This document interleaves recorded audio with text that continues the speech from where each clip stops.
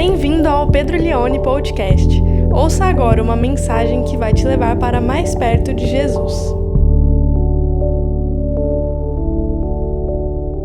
Então a gente está falando sobre isso, sociedade do cansaço, fim de ano. A nossa proposta é que essa mensagem venha para trazer refrigério no nosso coração. E hoje eu quero ler com você Hebreus capítulo 4. Hebreus 4 é um capítulo muito legal da Bíblia, fala bastante sobre descanso. Hebreus 4, do 8 ao 12, nós vamos ler. Diz assim a palavra de Deus: porque se Josué lhes tivesse dado descanso, Deus não teria falado posteriormente a respeito de outro dia. Assim, ainda resta um descanso sabático para o povo de Deus, pois todo aquele que entra no descanso de Deus, também descansa das suas obras, como Deus descansou das suas. Portanto, esforcemo-nos por entrar nesse descanso, para que ninguém venha cair, seguindo aquele exemplo de desobediência. Que exemplo? O povo judeu que não entrou na terra prometida e morreu no deserto. E o último versículo, verso 12: pois a palavra de Deus é viva e eficaz, e mais afiada que qualquer espada de 2 gumes ou de 2 pontas. Ela penetra até o ponto de dividir alma e espírito, juntas e medulas, e julga os pensamentos e intenções do coração. Essa segunda mensagem, o título é O Descanso pela Fé. A sociedade do cansaço é o título que nós estamos trabalhando aqui nesse mês. Ela tem uma característica muito forte, que é a limitação do hoje e do agora. A sociedade do cansaço, ela não tolera espera. A sociedade do cansaço, ela não sabe lidar com o ainda não. A sociedade do cansaço se cansa porque ela pensa que tudo tem que acontecer no tempo dela, do jeito dela, e quando ela desejar. Nós vamos aprender nessa noite como que Deus trabalha conosco uma perspectiva da eternidade para compreendermos o presente, e não ao contrário, não do presente para compreendermos a eternidade, mas uma perspectiva da eternidade para compreender o presente. Essa sociedade do cansaço, da qual você e eu fazemos parte, é uma sociedade que tenta lidar com o seu vazio, tenta lidar com a sua falta de significado, tenta lidar com a sua maneira rasa de ser, se entretendo o tempo todo, sendo distraído o tempo todo. Ela precisa estar em constante movimento, porque toda vez que ela para pensar na vida, lhe falta significado, lhe falta profundidade, lhe falta missão, lhe falta entendimento. Então, quanto mais distraído ela for com a sua própria falta de sentido, melhor. Pense você, na sua vida, nos últimos dias, nas últimas semanas, nos últimos meses, quanto tempo você dedicou ao nada? Quanto tempo você dedicou à reflexão? Não, eu não estou falando de você estar pensando enquanto ouve um podcast, não estou falando de você estar pensando enquanto ouve uma pregação no YouTube, não estou falando de você estar pensando de maneira reativa aquilo que pessoas falaram para você, mas estou falando de uma maneira de pensar, de refletir ativa, de sentar talvez diariamente, separar 20, 30 minutos do seu dia, e eu não estou falando de oração, eu estou falando de reflexão. Nós perdemos a capacidade da reflexão, nós perdemos a capacidade da contemplação, de sentar e olhar para algo e não estar entretido com outro, ou com outrem, de sentar e entender sobre a vida, entender sobre o sentido da existência, entender a nossa missão, entender o nosso propósito, entender o porquê estamos cansados e como poderemos descansar. Tudo isso a gente vivencia por causa da falta de significado, por causa do quão raso nós somos. Então nós não pensamos por nós, as pessoas têm pensado por nós. Eu vou contar algo aqui para você que talvez você não saiba. Nem tudo o que você pensa e reflete e chega à conclusão precisa ser postado. Nem tudo que você aprende com Deus, com a vida, com a Bíblia, com as pessoas, necessariamente precisa ser compartilhado. Nós vivemos num tempo onde as coisas são tão supérfluas, onde a nossa identidade é tão volúvel, que para a gente não cair na desgraça da falta de entendimento, de sentido, de propósito, a gente prefere o tempo todo estar entretido com filmes, seriados, vídeos, podcasts, livros, e a gente se enche, a gente preenche a nossa agenda. Nós não temos um tempo na nossa agenda para refletir, porque afinal, para que a gente vai refletir se nós não compreendemos nem quem nós somos? Aliás, por falar em quem somos, eu diria que uma das marcas da sociedade do cansaço, ou da nossa geração, é construirmos a nossa identidade naquilo que nós sentimos. E não tem nada mais passageiro e volúvel do que sentimentos. Talvez você entrou hoje aqui triste, vai sair daqui muito feliz.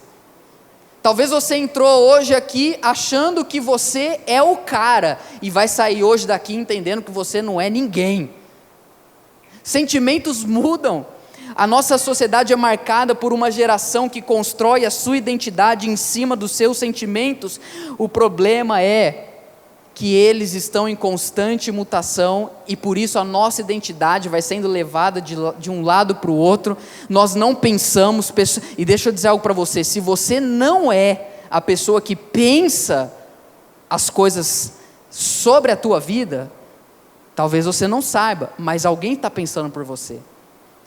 Eu costumo dizer isso aqui, já disse algumas vezes: é impossível você não ser influenciado, mas é possível você escolher quem vai influenciar você. Nessa cultura que nós vivemos, de fugir de nós mesmos, de fugirmos do ócio, de fugirmos da solitude, não estou falando de solidão, de fugirmos da reflexão, nós nos cansamos, porque fugir de nós é uma fuga que não tem fim. Fugir de nós é uma fuga que não tem fim, a gente sempre vai estar com a gente. E nós nos baseamos pelas conquistas que temos. Se uma semana foi boa, se você foi bem no trabalho, se você foi bem na faculdade, se você foi bem em aplicar as resoluções que você mesmo estipulou para você, você está bem. Se você progrediu numa semana, a vida é boa, ela tem sentido, mas eu tenho aprendido uma coisa, porque eu quero que você preste atenção aqui em mim. A vida com Jesus, ela não é marcada por uma ascendência. Nós temos que progredir dia após dia, mas aos olhos das pessoas e na nossa própria experiência, a vida cristã, ela é uma vida de fases. Você olha isso na Bíblia, momentos incríveis que homens e mulheres viveram na presença de Deus, e de repente, num piscar de olhos, um deserto está à nossa frente, um grande desafio chegou. Se você nunca passou por um deserto na sua vida, a notícia que eu tenho para te dar hoje, você vai passar, não tem como. Talvez você está tentando evitar o sofrimento, você está tentando evitar a decepção, você está tentando evitar assimilar o porquê as coisas estão difíceis como estão, e por isso quanto mais distraído você está, melhor. Mas Deus tem uma palavra para nos ensinar como lidar com o presente pelo prisma da eternidade, porque se a gente sabe qual é o final da nossa história, a nossa história hoje vai ser ressignificada a partir não daquilo que nós iremos construir, mas a partir do que Deus declarou e determinou sobre a nossa vida. Por falar em estágios de conquista, perseverança, continuidade, nós lemos aqui essa carta da Bíblia, que é a carta dos Hebreus. A carta dos Hebreus é muito legal porque ela é um livro ou uma carta do Novo Testamento que ninguém sabe quem é o autor. Quando eu estava fazendo faculdade de teologia, uma vez o meu professor falou assim: eu acho que quem escreveu a carta aos Hebreus foi uma mulher. Aí eu nunca tinha pensado, ou nunca ninguém tinha me falado isso, aí ele começou a falar o porquê que foi uma mulher que escreveu a carta aos Hebreus. Aí ele disse: bom, primeiro que naquela época, uma mulher, quando escrevia algo, ela não colocava o nome dela, porque senão não seria muito bem aceito.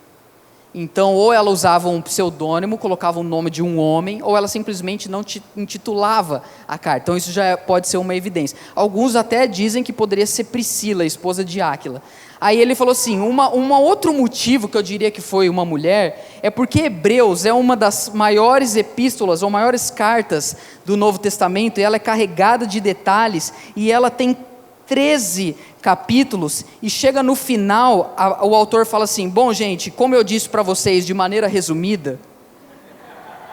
Aí ele falou: só pode ser uma mulher que escreveu 13 capítulos e falou que foi de uma maneira resumida.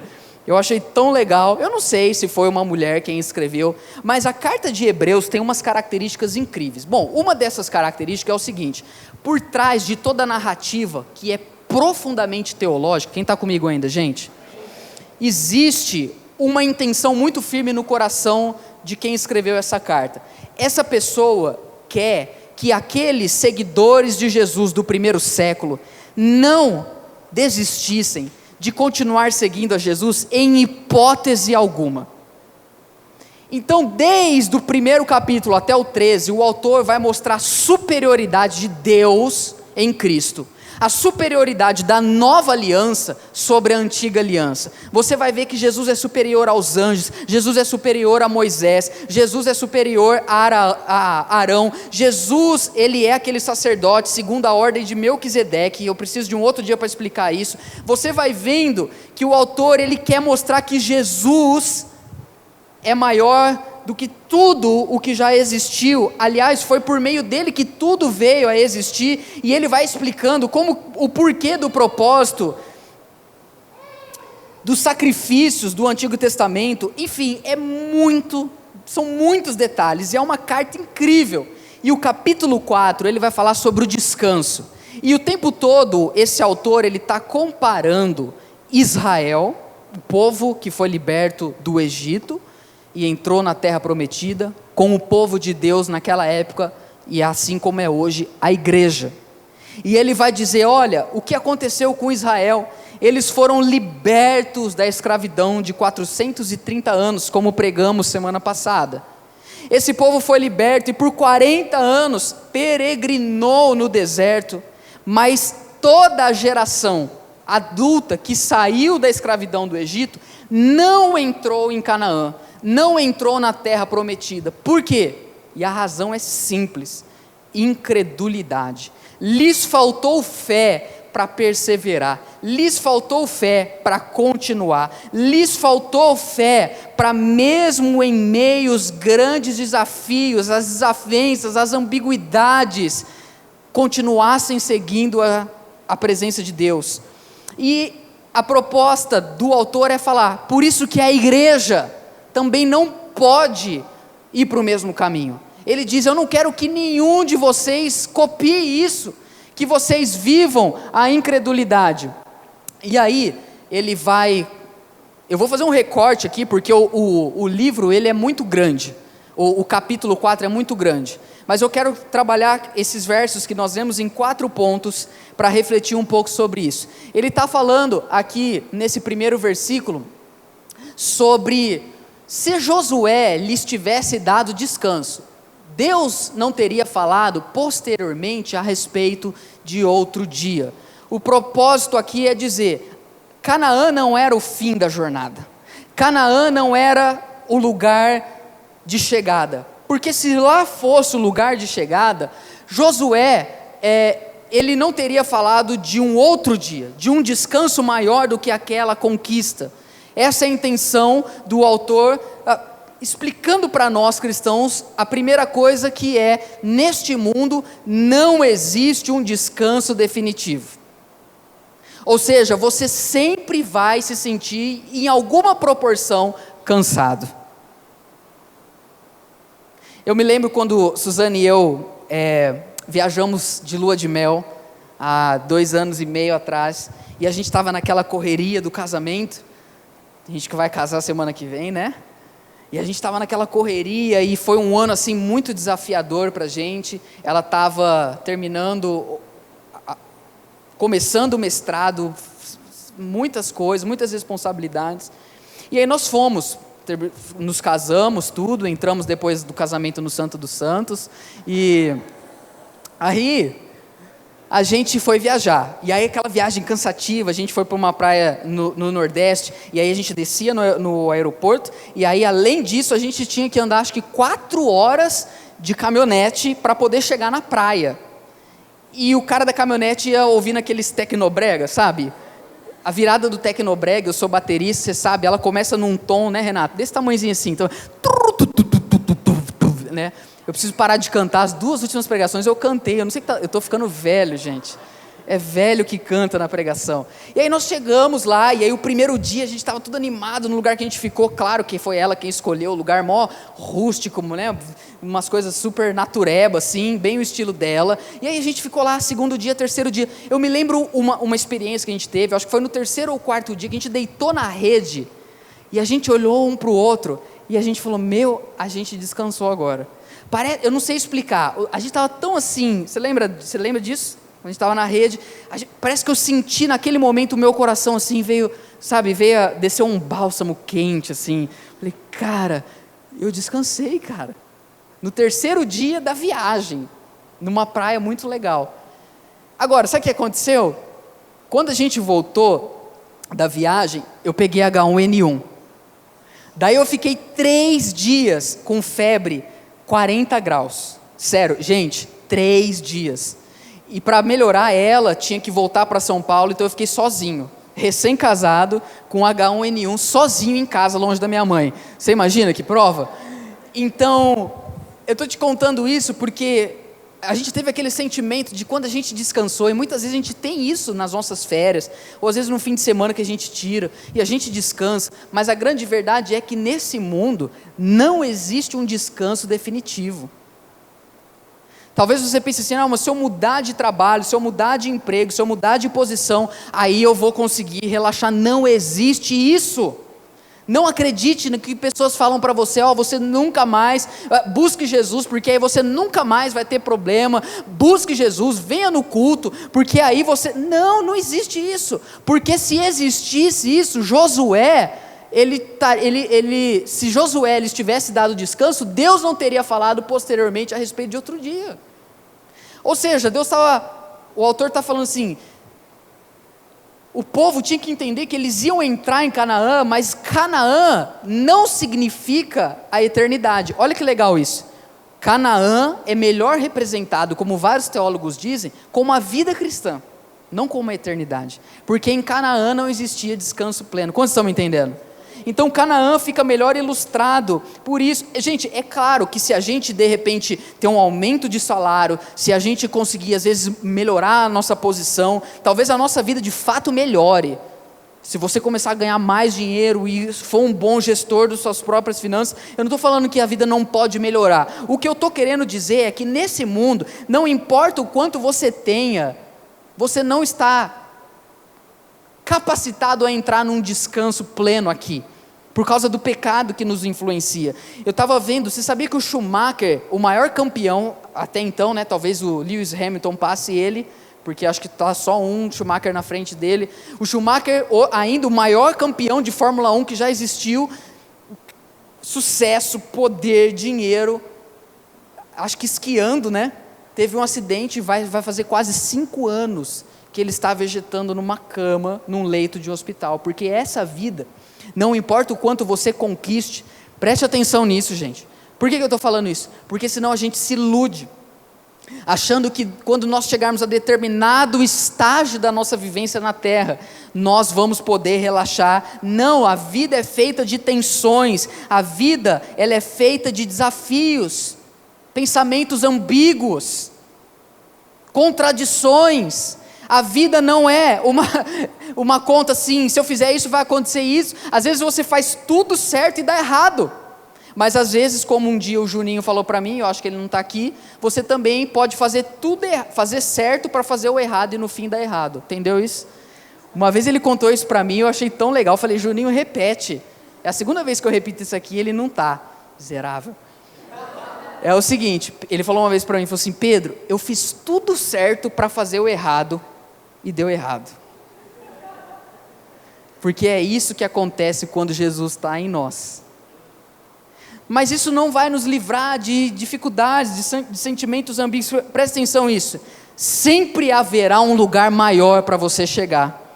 Sempre haverá uma conquista a mais para você obter. E sempre haverá mais aplausos para você receber.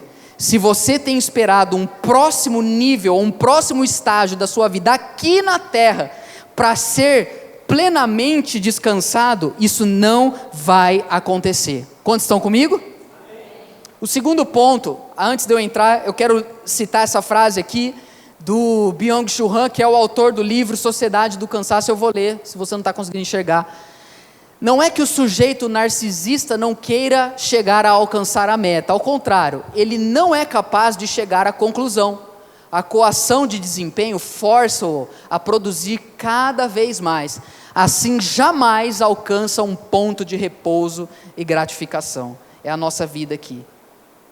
Você se esforça, você quer crescer, você quer se dedicar, mas sempre vai ter algo a mais. E se você tem procurado descanso nisso, se houvesse um descanso, Josué teria dado para você. Segundo, existe um descanso, a boa notícia é que existe um descanso definitivo para o povo de Deus. E o versículo vai dizer isso para nós, versículo de número 9. Olha o que diz a palavra. Assim ainda resta um descanso sabático para o povo de Deus. É isso que diz o verso 9. Então, aqui o autor está continuando. Vocês estão comigo, gente? Beleza? Tá entendendo? Tá legal? Tá? Verso 9 diz, ainda resta um descanso sabático para o povo de Deus. Em outras palavras, gente, cidadãos cristãos do primeiro século, a luta que vocês têm passado é grande, as ambiguidades, a busca por sentido é maior do que você, mas eu tenho uma notícia, Deus preparou um descanso pleno e eterno para vocês. Ainda resta um descanso sabático. Nós falamos do sábado, semana passada, nós refletimos sobre como que o princípio do descanso existe para nós até hoje, mas eu não quero que você pense, e essa é um ponto de continuação da semana passada, que se você tirar um dia por semana para um descanso, você nunca mais vai se cansar ou ter dificuldades, porque ainda resta um descanso pleno de Deus em nós. Essa série está me fazendo pensar uma coisa, eu queria que você pensasse isso junto comigo. Nós cristãos, atualmente, perdemos quase que completamente a perspectiva da eternidade. A gente vive a vida cristã como se ela só se resumisse aqui hoje, ou a gente lembra que existe uma eternidade, quando a gente quase bate o carro, ou quando a gente pega uma turbulência no avião, aí a gente fala, Deus, agora é com o Senhor. A gente lembra que existe uma eternidade, quando nós recebemos uma notícia ruim do nosso médico, ou quando algum amigo nosso morre, aí a gente começa a pensar na morte, porque enquanto a morte é só uma estatística para você, ela não faz impacto, mas quando começa a morrer pessoas perto de você, você começa a refletir na sua existência, na sua eternidade. Nós precisamos resgatar essa característica, nós somos cidadão dos céus. Agora, se somos cidadão dos céus, por que a maioria dos nossos sonhos são exatamente iguais aos dos cidadãos da terra? Se de fato somos cristãos, por que aquilo que a gente mais quer conquistar na nossa vida é exatamente a mesma coisa de que alguém que não é cristão? Eu não consigo entender isso. A gente tem medo do que um não cristão tem medo. A gente sonha em conquistar o que um não cristão sonha em conquistar. Ou seja, nós não somos cidadãos do céu no sentido de olharmos para a vida. A gente está preocupado com aqui, com agora, se eu vou passar nesse concurso, e você tem que estudar, você tem que projetar a sua vida aqui, mas você não pode se esquecer que a Bíblia diz que resta um descanso sabático para o povo de Deus. E olha, a Bíblia, ela vai nos chamar no Novo Testamento o tempo todo, peregrinos, forasteiros. Nós não somos deste lugar. Por isso que se você está muito habituado com esse mundo, reveja da onde você é. Se você está totalmente acostumado com a cultura dominante, reveja se de fato você é um cidadão dos céus. Por favor, preste atenção nisso. Lendo Hebreus capítulo 11, eu estou lendo Hebreus ultimamente, o capítulo 11 fala sobre os heróis da fé. Quais são os nossos heróis? Sabia que nós temos hoje aqui um Avenger que tocou no louvor? Por favor, fique em pé, Darlan. Olha só, gente. Um herói aqui. Os nossos heróis falam muito a respeito da nossa cultura. Quem nós valorizamos?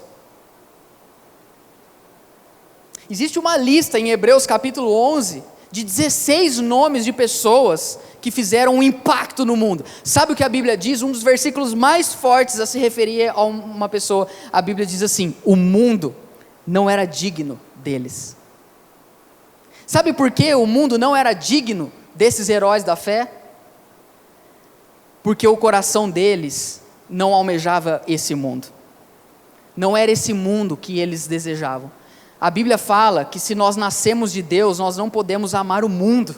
E eu estou falando desse sistema corrupto. Se você tem vivido a sua vida pensado somente no aqui e no agora, sabe, Hebreus 11 vai dizer, uma das coisas mais fortes que eu li nos últimos tempos na Bíblia. Hebreus 11 vai dizer que Deus não se envergonhou daqueles homens e daquelas mulheres, porque eles caminharam olhando para algo à frente, uma pátria celestial que estava reservada para eles. Aí me fez lembrar, eu não me envergonho do Evangelho, Paulo diz. E aí eu me fiz essa pergunta essa semana: e será que o Evangelho pode dizer o mesmo de mim? Será que o Evangelho não se envergonha de mim? Indo para Hebreus 11, eu entendi que Deus não se envergonha daquelas pessoas. Sabe por quê? Porque o coração, a busca e a paixão deles não estava restrita a esse mundo, mas estava restrita àquilo que haveria de vir. Então eu quero propor para você uma nova ótica. Não olhe para a eternidade pela ótica do presente, mas olhe para o presente pela ótica da eternidade. Que você veja as coisas aqui pela ótica daquilo que está reservado para você no futuro, caso você tenha recebido Jesus na sua vida e descansado nele. O terceiro ponto dos 4, o descanso das obras pela fé. Esse versículo é lindo. Verso 10, nós estamos indo versículo por versículo. Ele diz: pois todo aquele que entra no descanso de Deus, também descansa das suas obras, como Deus descansou das suas. Todo aquele que entra no descanso de Deus, descansa das suas obras, como Deus descansou das suas. Que obras são essas que Deus está falando que nós descansamos? Eu quero propor aqui para vocês algumas. Primeiro, é a obra no sentido, não é no sentido de trabalhar. Agora eu tenho Jesus, não preciso trabalhar mais, porque Ele diz que aos seus Ele dá enquanto dormem. Não é isso. Não é descansar no sentido de não preciso mais buscar a Deus, não preciso mais me dedicar à Bíblia, não preciso mais pregar o Evangelho. Não é esse descanso de obras. Eu vou explicar aqui. Primeiro, é o descanso da busca de uma identidade pela performance. Se você está bem naquele dia, se você trabalhou bem, você é valioso. Se você foi demitido, se você está desempregado há alguns meses, se você não tem onde cair morto, você não tem valor nenhum. Ou se você fez algo no seu trabalho e o seu patrão falou assim, ficou ruim, você não é ninguém. Essa semana eu fui cortar o cabelo no meu cabeleireiro, decente. Depois eu quero também aquele negócio que você fez cabia, viu, dos descontos lá. Quem chegar lá falando meu nome vai ganhar cupom. E o Daniel contou para mim que ele estava... Quando ele estava aprendendo, ele estava cortando o cabelo, ele errava, e a tutora dele, que estava ensinando, chegava na frente do cliente, pegava o cabelo do cliente e falava: olha aqui o que você fez no cabelo dessa menina. Foi isso, Dani? E aí ele falou que ele se sentiu humilhado. Mas aí ele foi aprendendo. E tem gente que é assim, se toma uma bronca do patrão, a pessoa pronto, ela não é ninguém. Porque a identidade dela está baseada na performance. Mas também quando ela está bem, quando ela faz algo, ela é melhor do que todo mundo, ela não pode já ouvir mais ninguém. Mas em Cristo, nós descansamos de buscar a nossa identidade pela nossa performance. Sabe qual é a sua e a minha identidade? Quando recebemos Jesus, nós somos filhos amados de Deus. Segunda coisa que nós descansamos de buscar, a busca do significado por meio dos sentimentos. Já falei aqui um pouco na introdução, é quando, se eu estou muito feliz, aquilo tem sentido. Se eu tive um dia ruim, naquilo ali eu não tenho que fazer mais isso, tenho que jogar tudo para o alto. Quando nós descansamos em Deus, a gente sabe que o significado da nossa vida não está naquilo que nós estamos sentindo. O significado da nossa vida é o que Deus fala sobre nós. Ainda que você esteja hoje se sentindo desvalorizado, solitário, preso, o que Deus diz sobre você é o que é verdade. E Ele diz que você é amado e que você foi livre para a liberdade a que Cristo nos libertou. A terceira coisa que nós somos libertos de buscar é a busca do nosso valor por meio das nossas conquistas. Quantas vezes as pessoas pensam, não, quando eu tiver esse celular, cara, e aí eu colocar ele em cima da mesa na frente do meu cliente, aí meu cliente fala, uou! Quando eu chego, eu lembro que o meu pai, quando eu era criança, o meu pai, ele tinha uns carros bem velhos, né? E aí eu estudava no Guião, e o meu pai ia me buscar na escola, eu morria de vergonha. Nossa, aí meu pai ia, não vou falar o modelo do carro, porque eu acho que esse carro existe até hoje. E aí meu pai ia chegando lá com o carro, aí eu saía assim, né? Aí eu lembro uma vez, falei assim, pai, fica tranquilo, eu já estou ficando mais velho, estava na 2ª série, eu posso ir de ônibus para casa. Eu preferia andar de Mercedes, do que ver o meu pai indo me buscar. Que bobeira, que coisa ridícula. Mas sabe que a gente cresce e muda as coisas, mas o sentimento nosso é o mesmo. A gente acha que o nosso valor se dá por meio daquilo que a gente tem, por causa da marca da nossa roupa, por causa da marca do nosso tênis, por causa das conquistas que a gente teve, porque você é pós-graduado, porque você tem mestrado. Sabe, tudo isso para Deus é muito legal que você busque e batalhe, mas não é isso que dá valor a você. O que dá valor a você e a mim é o que Jesus fez por nós. E a gente descansa disso quando a gente entra no descanso de Deus. Outra coisa, a busca da verdade por meio das opiniões. Eu tenho feito um trabalho de fazer visitação nos hospitais e converso com muitas pessoas, das mais diversas fés possíveis. E toda vez que eu vou conversar com a pessoa, eu falo assim, como é que está a fé? Ela, firme. Está firme? Firme. Como que é a sua fé? Aí a pessoa começa a falar, eu falo, meu Deus. Sabe por quê? Porque não basta ter fé, você tem que ter a fé certa. Não é ter fé que te leva à salvação, é ter fé em Jesus Cristo que te leva a ser salvo. Então, quando nós não entramos nos descansos de Deus, a gente está o tempo todo buscando a nossa verdade por meio das nossas opiniões, dos nossos achismos. Gente, a Bíblia traz para nós o que é a verdade. Conhecereis a verdade e a verdade vos libertará. Todos os dias, levante as suas mãos aos céus e agradeça a Jesus por você ter ouvido a boa nova, a verdade do Evangelho da glória e da graça de Cristo.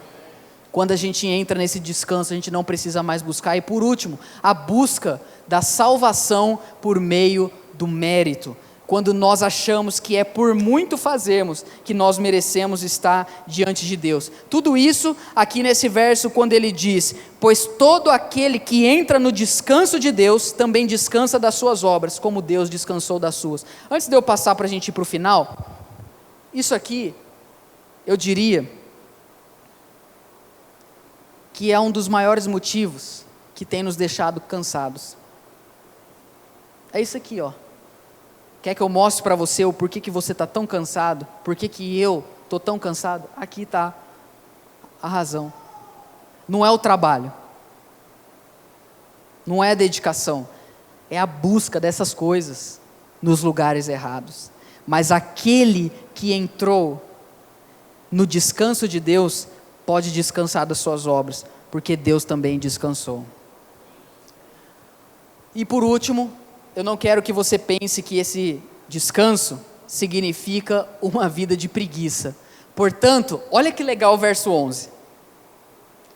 Qual é a palavra ali? Esforço, o verbo esforçar. Acabou de falar, você descansa das obras. Eu acho muito interessante essa dinâmica da Bíblia. O próximo versículo fala: esforcemo-nos por entrar nesse descanso. Olha que louco isso! Esforcemo-nos para entrar nesse descanso, para que ninguém venha cair seguindo o exemplo de Israel da desobediência ou da incredulidade. O verso 11 diz para nós que nós entramos nesse descanso de valor, de identidade, de significado, de verdade, de salvação, mas entramos nesse descanso não para sermos preguiçosos, não para não trabalharmos, não para não nos dedicarmos, não para sermos relapsos, não para sermos distraídos, mas a gente entra no descanso de Deus para podermos agora viver uma vida cristã no poder do Espírito Santo. É uma vida cheia de fé, é uma vida que tem sentido, que tem significado, é uma vida que tem valor. A palavra esforçar ali no original significa ser diligente, se empenhar, se apressar. O que ele está querendo dizer? Uma vez que você agora olha para o presente, por meio da eternidade, você tem significado na sua vida, então agora você vai, deixa Deus usar você, pregue o evangelho para as pessoas, não se importe se isso vai trazer dano para você, porque afinal o seu valor não está nisso, mas está em Deus, sabe? Se dedique, dê o seu máximo, mas não pense que ao fazer isso, você vai conquistar o seu valor, porque Deus já fez isso por você. Se esforce, se dedique.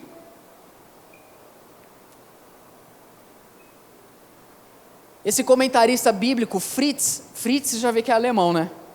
Fritz, ele diz o seguinte: nós que cremos entramos no descanso, não da preguiça da carne, e sim na força da nova vida, que se rende tranquilamente a Deus, e o deixa governar e agir dentro dela. É isso que Deus está nos chamando essa noite, gente. Presta atenção para a gente terminar.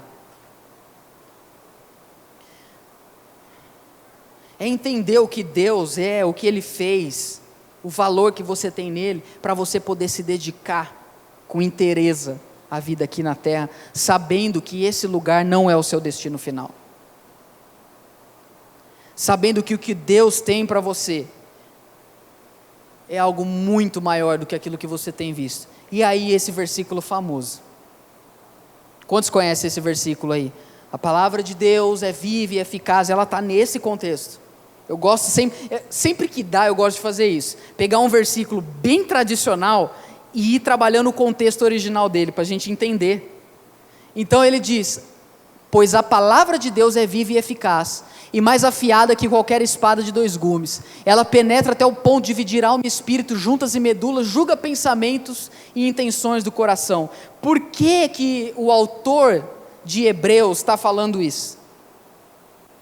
Como que nós vamos conseguir lidar com o cansaço, com a dificuldade, mas com o nosso propósito, com a nossa missão? Como que a gente vai conseguir ao mesmo tempo se esforçar aqui para ser relevante, para ser usado por Deus, mas ao mesmo tempo nesse esforço confiar que é Deus que está agindo, que a nossa vida está nele? Como que a gente lida com isso? Ele diz para nós: a palavra de Deus consegue organizar tudo isso no nosso coração. Ela é afiada, ela nos ensina o que é verdade, ela coloca cada coisa no seu lugar. Então quando uma pessoa tem contato com a palavra, quando uma pessoa tem relacionamento com Jesus, ela consegue caminhar nessa terra, mas olhando para a eternidade. O que a sociedade do cansaço precisa, não é parar de trabalhar, mas é parar de tentar encontrar descanso por meio do trabalho, ou da conquista, ou da identidade, ou do valor. Deus descansou de suas obras, para que pudéssemos descansar nele. 3 desafios para você aqui. Primeiro, primeira pessoa que eu quero desafiar nessa noite: entregue a sua eternidade a Deus, confiando em Jesus Cristo, morto e ressurreto. Entregue a sua vida hoje a Jesus, para que você tenha descanso, tanto aqui, quanto um descanso pleno na eternidade, para que você seja livre do medo da morte, para que você seja livre do mundo que a gente não consegue ver. Esse é o meu primeiro desafio. Segundo, busque Deus em primeiro lugar, quando você se sentir cansado. Antes de qualquer pessoa, antes de qualquer atitude, antes de tirar férias, busque a Deus, porque Ele vai renovar a sua vida sempre. Terceiro e último, se esforce para trazer esse descanso para outras pessoas. Trabalhe. Deus quer usar você para levar esse descanso aos outros. E eu oro para que a sua identidade esteja firmada única e exclusivamente na obra de Jesus Cristo por você e por mim. Amém? Vamos ficar em pé. Você ouviu o Pedro Leone Podcast. Compartilhe essa mensagem com seus amigos e até logo!